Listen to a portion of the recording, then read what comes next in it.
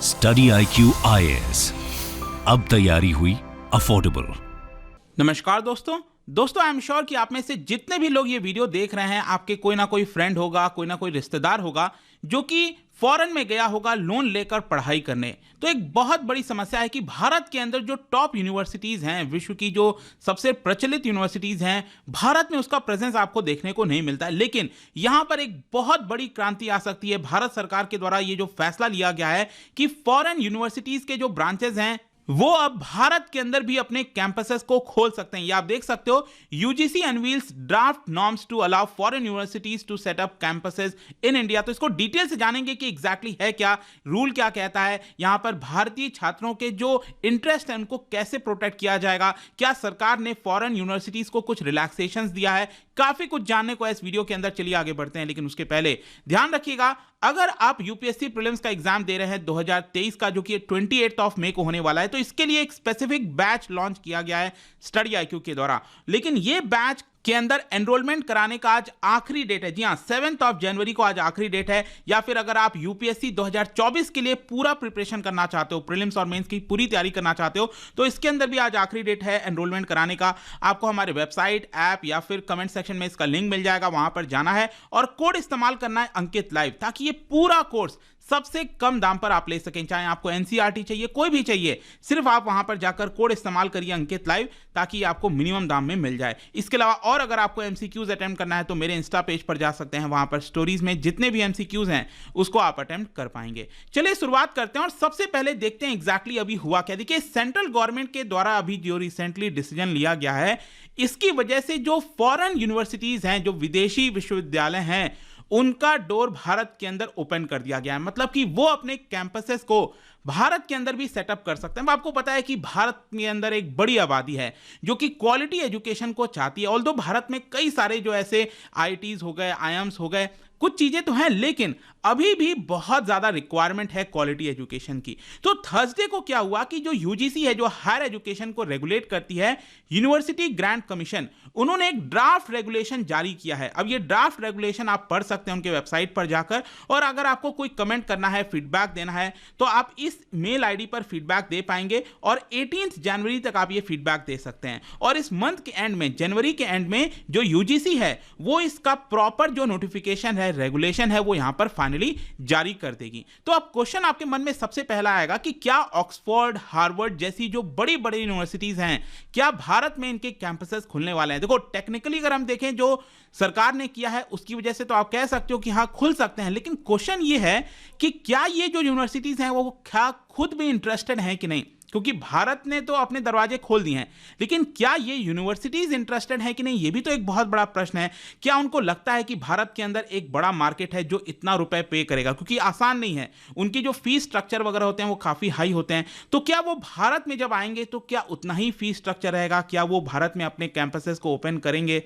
Although UGC का कहना है कि देखिए, यूरोपियन कंट्रीज के बहुत सारे ऐसे यूनिवर्सिटीज हैं जो भारत में अपने कैंपसेस को ओपन करना चाहते हैं, उन्होंने अपना इंटरेस्ट दिखाया है। लेकिन अगले महीने में, अगले कुछ महीनों में आप कह सकते हो कि यूजीसी क्या करेगा कि जो हमारे मिशंस हैं अब्रॉड में, जो अलग अलग एम्बेसीज हैं भारत की अलग अलग देशों के अंदर, उनके माध्यम से ये मैसेज पहुंचाएंगे कि अगर वो यूनिवर्सिटीज चाहें तो भारत में आकर अपने कैंपसेस को खोल सकते हैं। इनफैक्ट यहां पर जो इंडियन एक्सप्रेस है न्यूज़पेपर, उन्होंने एक ईमेल वगैरह भी लिखा था, जैसे यूनिवर्सिटी ऑफ बर्मिंघम को, उनको कहा कि क्या आप इंटरेस्टेड हो? लेकिन यूनिवर्सिटी ऑफ बर्मिंघम ने कहा कि देखिए, अभी हमारा कोई प्लान नहीं है भारत में आने का, लेकिन हाँ, हो सकता है फ्यूचर में अगर ऐसा कोई चीज हो तो हम आएंगे। ऑल्दो हम अभी सजेस्ट करते हैं कि कोई भी इंडियन स्टूडेंट्स अगर पढ़ना चाहता है तो उनके लिए काफी सारे अपॉर्चुनिटीज हैं खुद यूके के अंदर, क्योंकि ये आपको यूके में मिलता है और दुबई में भी इनके कैंपसेस हैं। तो आप समझ सकते हैं कि अगर ये यूनिवर्सिटीज भारत में आते हैं तो काफी बड़ा एक बदलाव हो सकता है। लेकिन इसके साथ साथ क्वेश्चन यह है कि which universities can come to India. मतलब यहां पर रूल्स क्या कहता है, क्या कोई भी फॉरेन यूनिवर्सिटी अगर भारत में आना चाहे वो आ सकता है?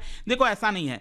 यहां पर कुछ रूल्स एंड रेगुलेशंस के हिसाब से ये आ सकते हैं। सबसे पहला ये है कि अगर वो विश्व के टॉप 500 रैंकिंग में आते हैं। अब आपको पता होगा कई सारे रैंकिंग्स आते हैं, जैसे ग्लोबल रैंकिंग्स होती है ना, QS की जो रैंकिंग्स होती हैं, ठीक है? तो अगर आप टॉप 500 में आते हो ओवरऑल या फिर सब्जेक्ट वाइज कैटेगरी में, तो आप भारत के अंदर अपना यूनिवर्सिटी खोल सकते हैं। मान लो अगर टॉप 500 में नहीं भी आते हैं, लेकिन अगर उनका बहुत ज़्यादा नाम है, it is one of the top universities, reputed universities हैं, तो भी वो भारत में आ सकते हैं। अब यूजीसी ने ये नहीं बताया है कि वो गाइडलाइन क्या होगा, टॉप यूनिवर्सिटीज़, रेप्यूटेड यूनिवर्सिटीज़ हम किसको कहेंगे, वो एग्जैक्टली नहीं बताया। लेकिन आप कह सकते हैं कि अगर वो जानी मानी यूनिवर्सिटीज़ हैं तो वो भारत में आकर अपने कैंपस को खोल सकती है। लेकिन इसके साथ साथ सबसे बड़ा प्रश्न है कि क्या भारत सरकार उनका फीस स्ट्रक्चर रेगुलेट करेगी, क्योंकि स्टार्टिंग में मैंने आपको बताया उनका जो फीस है वो बहुत हाई होता है। शायद भारत में बहुत बड़ी आबादी है जो उसको अफोर्ड नहीं कर पाएगी, जाना नहीं चाहेगी।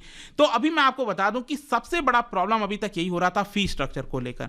लेकिन भारत सरकार ने कहा कि देखिए हम कोई भी फीस स्ट्रक्चर रेगुलेट नहीं करेंगे, लेकिन हाँ, अगर उनको कोई भी फीस रखना है, जितना भी फीस रखना है, वो पूरा ट्रांसपेरेंट होना चाहिए। ऐसा नहीं है कि आपने लुभाने के लिए कुछ स्टूडेंट्स को बोल दिया कि हमारा फी जो है 1 साल का 50,000 रुपए है, और आगे चलकर पता लगा कि नहीं 50,000 नहीं, ये तो 1.5 लाख रुपए था। तो ऐसा नहीं होना चाहिए, बहुत ज़्यादा ट्रांसपेरेंसी होनी चाहिए।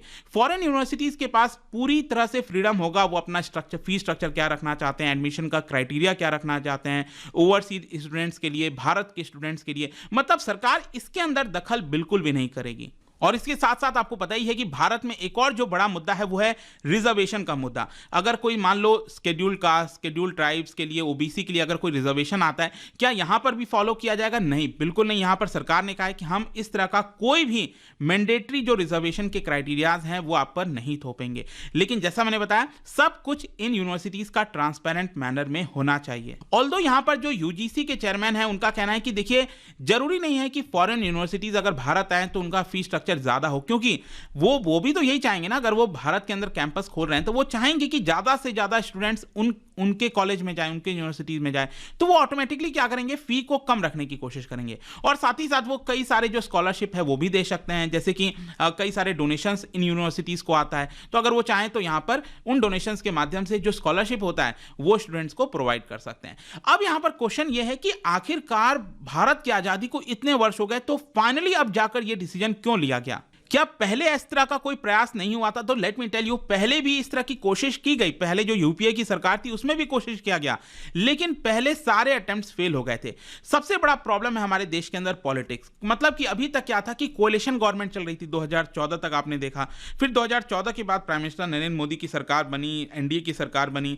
पहले क्या था कि लेफ्ट पार्टीज का बहुत ज्यादा दबदबा होता था पॉलिटिक्स के अंदर, भारतीय पॉलिटिक्स के अंदर। और लेफ्ट पार्टीज की जो आइडियोलॉजीज हैं, जो इकोनॉमिक रिजर्वेशंस हैं फॉरेन कैपिटल के खिलाफ, उसकी वजह से वो कभी नहीं चाहते थे कि हायर एजुकेशन में फॉरेन यूनिवर्सिटीज भारत के अंदर आएं, क्योंकि उनका मानना था कि अगर वो भारत आएंगे तो उनका सिर्फ सोल मोटिव होगा प्रॉफिट। हम नहीं चाहते कि ऐसा हो। इनफैक्ट ऐसा नहीं है कि बीजेपी आज सरकार में है तो बीजेपी पहले विरोध नहीं करती थी, बीजेपी भी विरोध करती थी। बीजेपी की जो एसोसिएटेड यहां पर ऑर्गेनाइजेशंस हैं, जैसे आरएसएस से रिलेटेड स्वदेशी जागरण मंच, उन्होंने भी यहां पर कहा था कि जो यूपीए सरकार ने जो बिल लाया था, foreign educational institution regulation bill, ताकि फॉरेन यूनिवर्सिटीज भारत में आए, उसका भी विरोध किया था। तो पहले बीजेपी जब ऑपोजिशन में थी वो भी विरोध करती थी, लेकिन ऑल्दो आप कह सकते हो अब फाइनली यहां पर बीजेपी के पास क्लियर मेजॉरिटी है। इनफैक्ट क्लियर मेजॉरिटी की होने के बावजूद भी आप देखिए यहां पर कोई बिल नहीं लाया है बीजेपी ने। यहां पर बीजेपी की जो सरकार है वो क्या कर रही है, वो रेगुलेटरी माध्यम से जा रही है, वो कोई बिल लाकर इसको पास नहीं कर रही है। उसने बस यूजीसी के माध्यम से यहां पर रेगुलेशन के माध्यम से अलाउ कर दिया कि फॉरेन यूनिवर्सिटीज भारत में आ जाए, क्योंकि जब बिल आता तो लोकसभा के अंदर, राज्यसभा के अंदर वोटिंग करना पड़ता, तो उस समय भी हो सकता था बहुत विरोध हो। आपने देखा कैसे जो फार्मर्स वाला पूरा प्रोटेस्ट हुआ, तो फार्मर्स के जो बिल्स आए थे वो कैंसिल करना पड़ा था। लैंड वाला जो लैंड एक्विजिशन बिल था 2015 में, उसको खत्म करना पड़ा था। तो ये कहीं ना कहीं इसी को ध्यान में रखते हुए सरकार ने क्या किया कि इसको रेगुलेटरी माध्यम से लेकर आए। इसके साथ साथ एक और चीज ध्यान रखिएगा, 2020 में सरकार न्यू एजुकेशन पॉलिसी लेकर आई थी। अब ये जो पर्टिकुलर कदम लिया गया है फॉरेन यूनिवर्सिटीज बुलाने का, वो न्यू एजुकेशन पॉलिसीज के अंदर भी मेंशन था। वहां पर लिखा गया था कि एक लेजिस्लेटिव फ्रेमवर्क लाना चाहिए ताकि जो यूनिवर्सिटीज हैं फॉरेन की, जो बेस्ट यूनिवर्सिटीज हैं, उनको भारत में भी आने दिया जाए, उनका रेगुलेशन, गवर्नेंस, इस तरह की सारी चीजें की जाएं। तो एक प्रकार से आप कह सकते हो कि ये जो कदम लिया गया है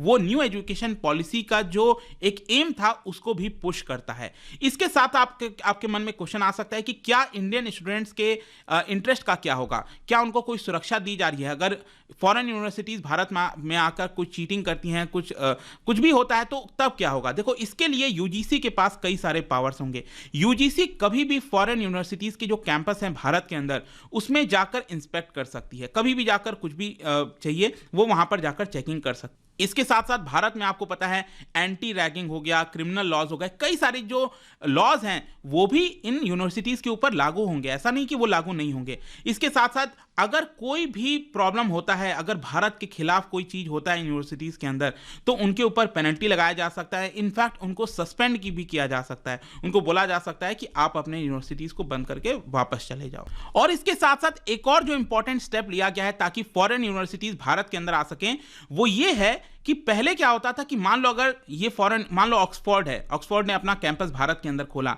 तो वो बहुत सारा प्रॉफिट कमाएगा भारत के स्टूडेंट से, तो वो प्रॉफिट वो वापस विदेश ले जा सकता है। पहले इसी को लेकर बहुत प्रॉब्लम हो रहा था कि उनको अलाउ नहीं किया जा रहा था, लेकिन अब फाइनली यहां पर अलाउ कर दिया गया है कि जो भी वो कमाता है तो उसको वापस अपने देश मतलब ले जा सकता है। ठीक है, तो ये एक इंपॉर्टेंट कदम है। लेकिन ये सारी चीजें जो फेमा एक्ट है 1999 का, उसके तहत ही किया जाएगा। जितने भी ऑडिट रिपोर्ट्स हैं, एनुअल रिपोर्ट है, वो सब कुछ इनको फॉलो करने पड़ेंगे। लेट्स सी किस तरह से चीजें यहां पर टर्न आउट होती हैं। बट आई होप कि इस वीडियो के माध्यम से जो ये बड़ा अनाउंसमेंट था उसके बारे में आपको सब कुछ पता चल गया होगा। जाने से पहले एक इंटरेस्टिंग क्वेश्चन, क्योंकि हम न्यू एजुकेशन पॉलिसी के बारे में बात कर रहे थे, क्या बता सकते हो कि न्यू एजुकेशन पॉलिसी 2020 के कॉन्टेक्स्ट में जो डिसेबिलिटीज से रिलेटेड यहां पर एजुकेशन है, उनमें सरकार ने कई सारी चीजों को कहा था कि वो प्रमोट किया जाएगा। आपको बताना है इनमें से कौन सा चीज वो नहीं है। ठीक है, which will not be promoted under this, ये आपको बताना है। इसका राइट आंसर आप सबको पता है, मेरे इंस्टाग्राम पर तो मिलेगा ही, वहां पर अगर आप नहीं हो कोई बात नहीं, टेलीग्राम से भी ले सकते हैं इसका सही उत्तर। मैं कई सारे जो एमसीक्यूज हैं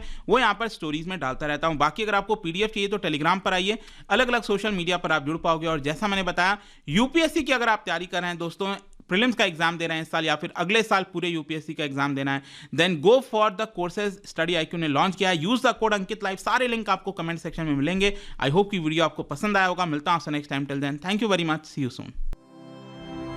स्टडी IQ IAS, अब तैयारी हुई अफोर्डेबल।